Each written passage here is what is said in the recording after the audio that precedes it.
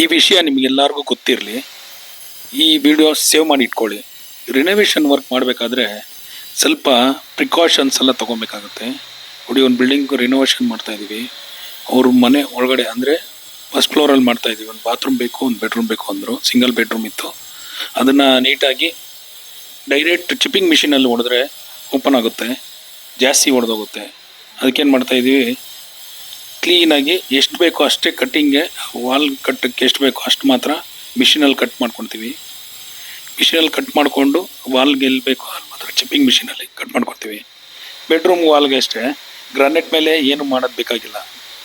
ಒಂದು ಕಟ್ ಮಾಡ್ಬೋದು, ಇಲ್ಲಾಂದರೆ ಅದ್ಮೇಲೆ ಕಟ್ಬೋದು. ಇಲ್ಲೊಂದು ಟಾಯ್ಲೆಟ್ದು. ಈ ಕೆಳಗಡೆ ಡೈರೆಕ್ಟ್ ಏನು ಹಾಕೋದು ಬೇಡ, ಯಾಕಂದ್ರೆ ಗ್ರಾನೈಟೆಲ್ಲ ಹಾಳಾಗುತ್ತೆ. ಅದು ಮೇಲ್ಗಡೆ ಈ ಥರ ಚೀಲ ಹಾಕ್ಬಿಟ್ಟು ಹಾಕ್ಬೋದು. ಚೀಲ ಹಾಕ್ಕೊಳ್ಳಿ, ಇಲ್ಲ ಟಾರ್ಫರ್ಗಳು ಹಾಕ್ಕೊಳ್ಳಿ.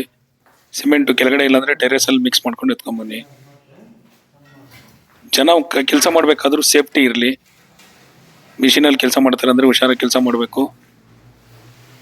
ಇದು ಸ್ವಲ್ಪ ಕೆಲಸ ಆಗಿರೋದ್ರಿಂದ ಜಾಸ್ತಿ ಅವ್ರಿಗೆ ಗಲೀಜು ಮಾಡೋಕ್ಕೆ ನಾವು ಹೋಗಲಿಲ್ಲ. ನೀಟಾಗಿ ಮತ್ತೆ ಎಲ್ಲ ಕ್ಲೀನ್ ಮಾಡಿಕೊಟ್ಬಿಟ್ರಿ. ಬಾತ್ರೂಮು ಮತ್ತು ಬೆಡ್ರೂಮ್ ಎಲ್ಲ ರೆಡಿ ಮಾಡಿಕೊಟ್ಬಿಟ್ಟು ಓನರು ತುಂಬ ಖುಷಿಯಾಗಿದ್ದಾರೆ. ಇದೇ ಥರ ಯಾವುದಾದ್ರೂ ರಿನೋವೇಷನ್ ಕೆಲಸ ಇದ್ದರೂ ನಮ್ಮನ್ನು ಕಾಂಟ್ಯಾಕ್ಟ್ ಮಾಡಿ. ಇಂಥ ಕನ್ಸ್ಟ್ರಕ್ಷನ್ ರಿಲೇಟೆಡ್ ಯಾವುದೇ ವಿಡಿಯೋಗೋಸ್ಕರ ನಮ್ಮ ಪೇಜು ಫಾಲೋ ಆಗಿ. Thank you.